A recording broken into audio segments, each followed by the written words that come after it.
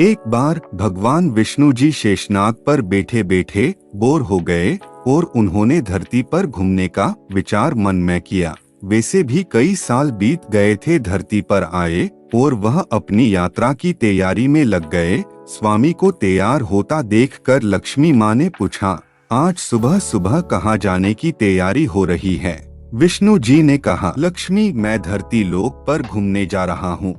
तो कुछ सोचकर लक्ष्मी माँ ने कहा, हे देव, क्या मैं भी आपके साथ चल सकती हूँ? भगवान विष्णु ने 2 पल सोचा, फिर कहा, एक शर्त पर तुम मेरे साथ चल सकती हो। तुम धरती पर पहुंचकर उत्तर दिशा की ओर बिल्कुल मत देखना। इसके साथ ही माता लक्ष्मी ने हाँ कह के अपनी बात मनवा ली और सुबह सुबह माँ लक्ष्मी और भगवान विष्णु धरती पर पहुंच गए। अभी सूर्य देवता निकल रहे थे।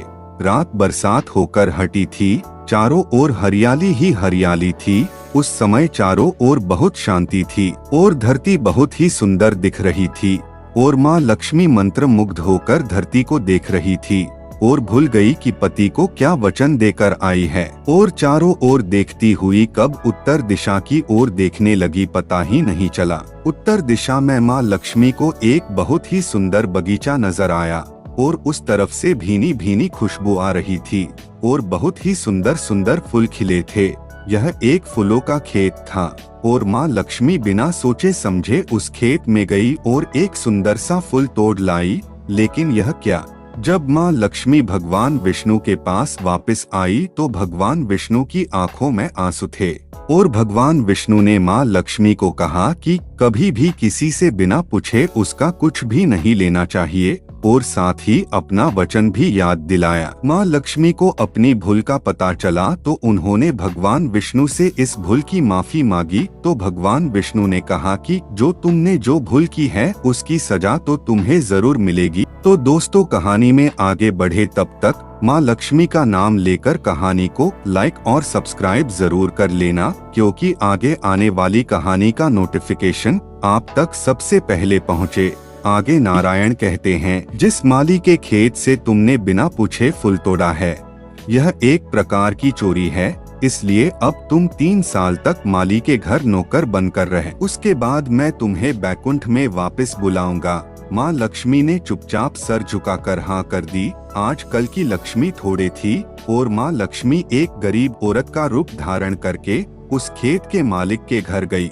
घर क्या, एक झोपड़ा था और मालिक का नाम मोहन था। मोहन की बीबी, 2 बेटे और 3 बेटियां थी। सभी उस छोटे से खेत में काम करके किसी तरह से गुजारा करते थे।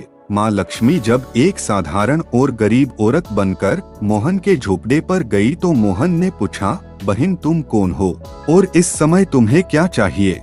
तब माँ लक्ष्मी ने कहा, मैं एक गरीब औरत हूँ, मेरी देखभाल करने वाला कोई नहीं, मैंने कई दिनों से खाना भी नहीं खाया, मुझे कोई भी काम दे दो, साथ में मैं तुम्हारे घर का काम भी कर दिया करूँगी, बस मुझे अपने घर के एक कोने में आसरा दे दो। मोहन बहुत ही अच्छे दिल का इंसान था, उसे दया आ गई, लेकिन उसने कहा, बहन मैं तो बहुत ही गरीब हूँ, मेरी कमाई से मेरे घर का खर्च मुश्किल से चलता है, लेकिन मेरी 3 की जगह 4 बेटियां होती तो भी मैंने गुजारा करना था।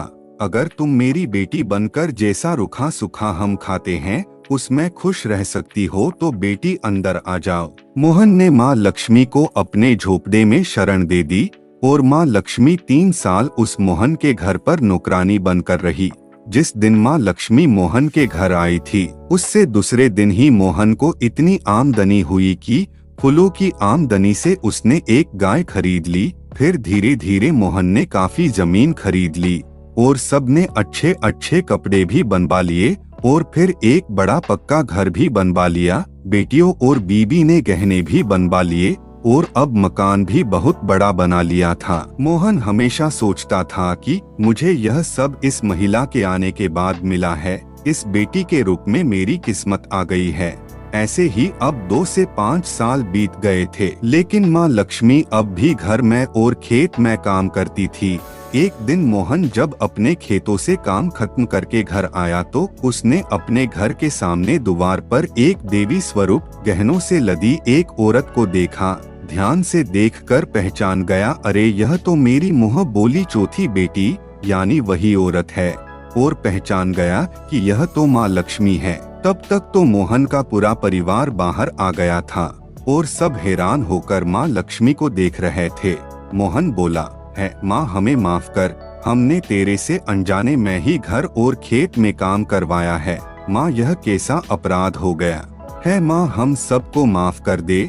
अब माँ लक्ष्मी मुस्कुराई और बोली, है मोहन तुम बहुत ही अच्छे और दयालु व्यक्ति हो, तुमने मुझे अपनी बेटी की तरह ही रखा है, इसलिए अपने परिवार के सदस्य की तरह से इसके बदले मैं तुम्हें वरदान देती हूँ कि तुम्हारे पास कभी भी खुशियों की और धन की कमी नहीं रहेगी। तुम्हें वो सारे सुख मिलेंगे जिसके तुम हकदार हो। और फिर माँ अपने स्वामी के भेजे रथ में बैठकर बैकुंठ चली गई। दोस्तों यह कहानी अच्छी और सच्ची लगी हो तो लाइक और सब्सक्राइब जरूर कर दें।